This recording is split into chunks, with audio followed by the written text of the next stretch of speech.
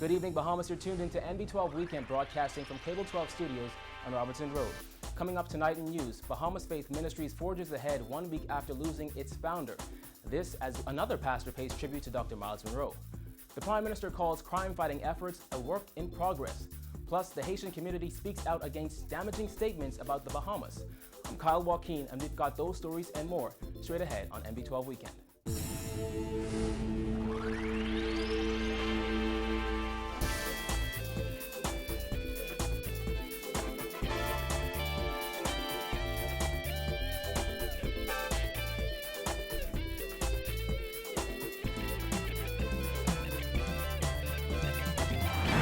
Top in news tonight, it's been 1 week since that tragic plane crash which claimed the lives of 9 people, including prominent pastor Dr. Miles Monroe.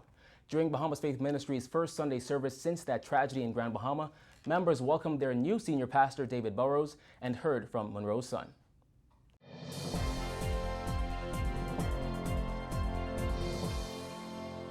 At times, emotions got the best of some, but there in the sanctuary of Bahamas Faith Ministries this morning was a sense of hope as members began the process of moving on since last week's plane crash in Grand Bahama claimed the lives of their senior pastor, Dr. Miles Monroe, his wife, Ruth Ann, assistant pastor, Dr. Richard Pinder, youth pastors Lavard and Raydell Parks, their 5-year-old son, Johannan, pilots Stanley Thurston and Fracken Cooper, and American Diego de Santiago. Monroe's son Charo took to the podium of the church his father started for the first time since last week's accident. While fighting back tears, he told the congregation he sometimes questions why this had to happen, but he said he knows in time it will all make sense. Your eyes are on this child. Your grace abounds to me. Lift your voice and say, oh Lord, you're beautiful. We have no answers as to why, but we can understand that they both were taken because they both needed to be taken. One day it would all make sense. I keep telling myself that, and I honestly believe that God will reveal himself. I just hope that I'm able to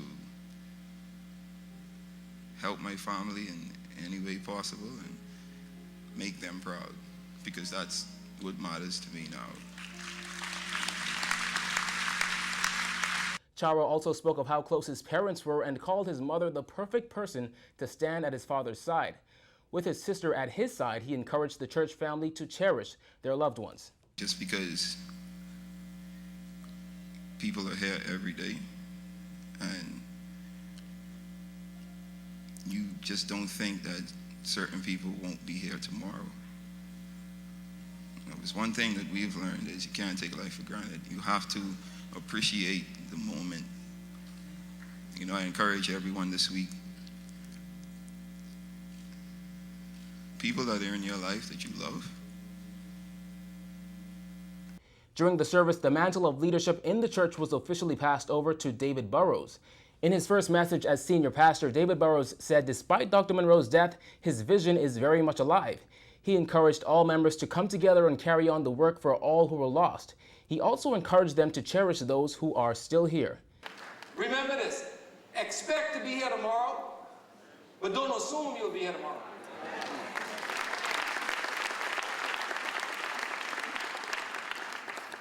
Don't wait for tragedy to remind yourself that your time is limited and unpredictable on this earth. You see, sometimes we have to wait until tragedy comes for us to get a realistic view of the world. But stop taking things for granted. Stop taking people for granted. You heard Charles say it this morning. If you love somebody, tell them.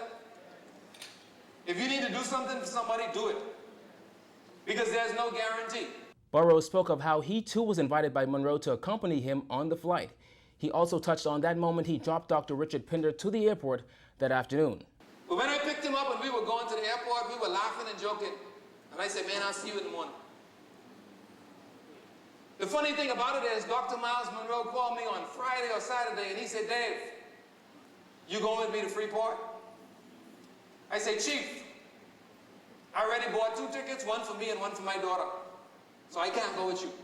I don't know if you understand what that means. The homegoing service for Dr. Monroe and his wife is scheduled for December 4th. Well, one pastor who was also influenced by Dr. Miles Monroe, Bahamas Harvest Church Pastor Mario Moxie, says the tragedy is serving as a wake-up call for the country. In his last interview with NB12 just days before his shocking death, Monroe spoke about leadership and the transition currently taking place within the country. Senior Pastor Moxie says this period should serve as a time of reflection for all leaders. This for us really ought to be a time of deep personal reflection of us as ourselves in terms of our own leadership. You know, what is it that God is speaking in our hearts, and what is it that He's requiring and calling us to do in this season? So as far as leadership is concerned, God orchestrates the divine transitions, and I believe this is a divine transition. And so I am anticipating what God would do next in the season. Moxie says while everyone on the ill-fated flight died tragically, he can see all of them happy in heaven. Now that they're there, they're talking and enjoying themselves. Captain Thurston, you know, an incredible man, and his co-pilot, Brother Cooper, you know, just looking at the wonders of God.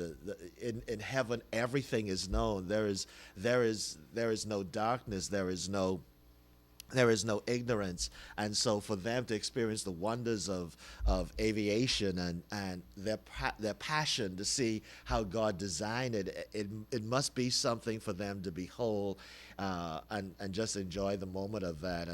And Riddell and Manifest and JoJo to be together and to think about their labor here on this earth and the trials that they would have gone through, the victories that they would have had, to reach to a place when you realize that, wow, look at what God has done for me.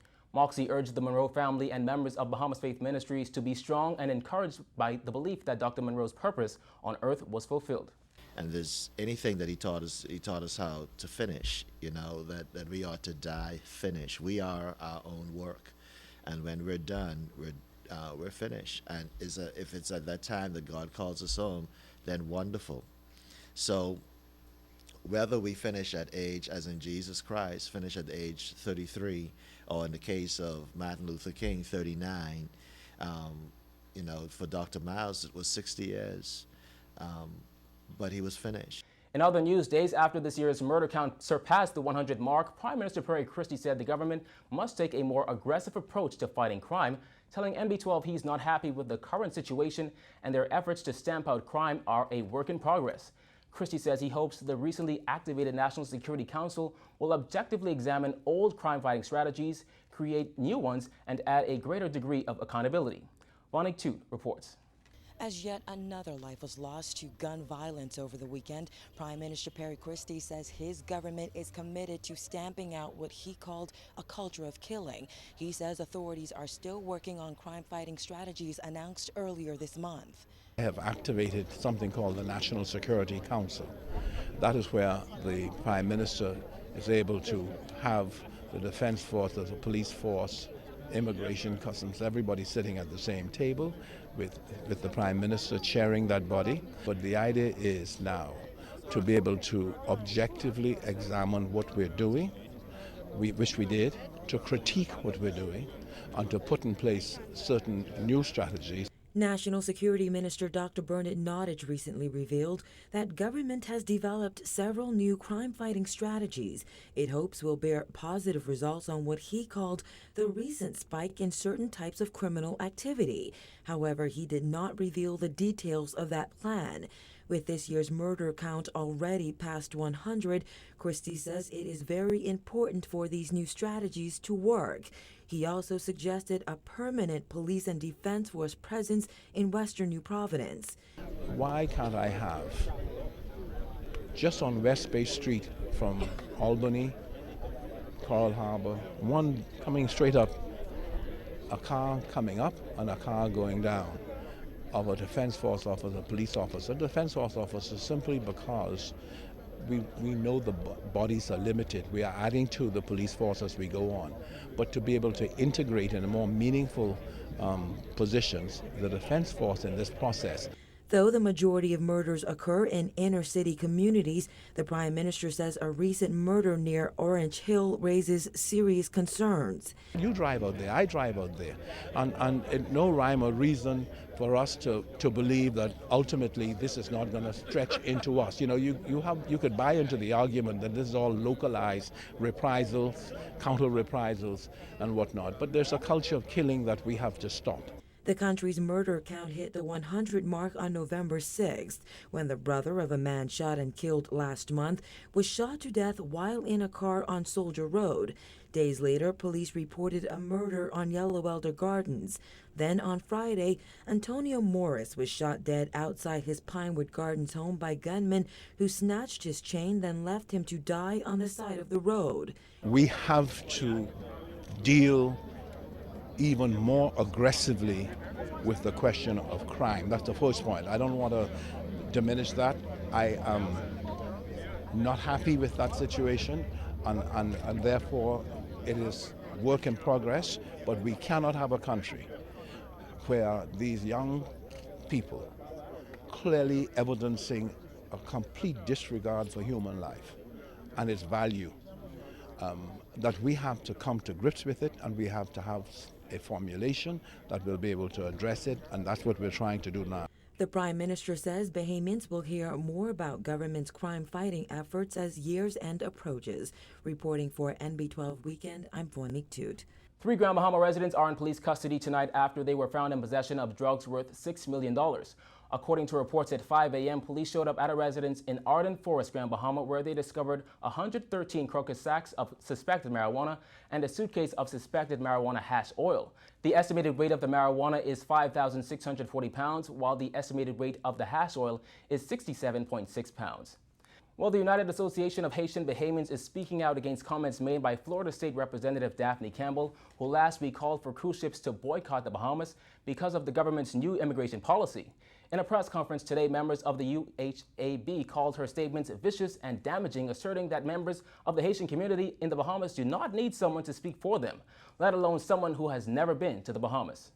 While they're free to express themselves and share their opinions, we wish to make our position clear that we oppose their suggestions that the Bahamas should be boycotted by Americans and other nationalities via its tourism product. We understand their passion of our Haitian brothers and sisters, for our Haitian brothers and sisters, and we would have supported them if we felt that Ms. Campbell's accusations were accurate and fair. In this case, however, we do not believe that they were properly informed. Robert De Dion said Campbell never contacted any of the Haitian leaders in the Bahamas before making those comments. He said it only placed more strain on the relationship between Haitians and Bahamians. Over the past years, we have voiced our opinions publicly about what we deem to be, at times, unfair practices as it relates to the treatment of Haitians and children of Haitian descent. In addition, we've already presented some recommendations to the Bahamian government as immigration reforms are underway in this country. Our organizations have always been committed in our stance to ensure that both communities live and work harmoniously, and we encourage all efforts for this to happen.